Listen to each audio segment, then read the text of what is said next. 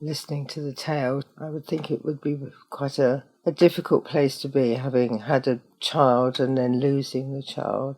Although it was common back in the day, it doesn't mean it was necessarily any easier to cope with. And if she did have learning difficulties, there would be nobody to help her, nobody to explain, nobody to get her through what must have been a very depressing time.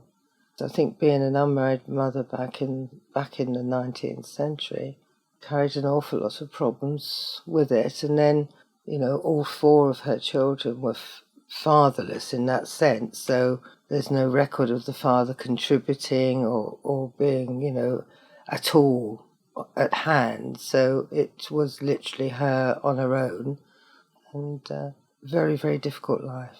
And the fact that, that was the place to go to be looked after meant it was the best of your options, I think these phrases were used against women, lunatic and idiot, because she wasn't married, she wasn't bringing in a sort of dowry. We have come, although there are times when you feel, okay, we haven't done as much in the last 50 years as we thought we were going to do for the feminist movement, but actually compared with women like Hannah, we have come a long way in not necessarily the conditions, but how we treat women. And it's still a problem perhaps with the way some sections of society, male sections of society, view women.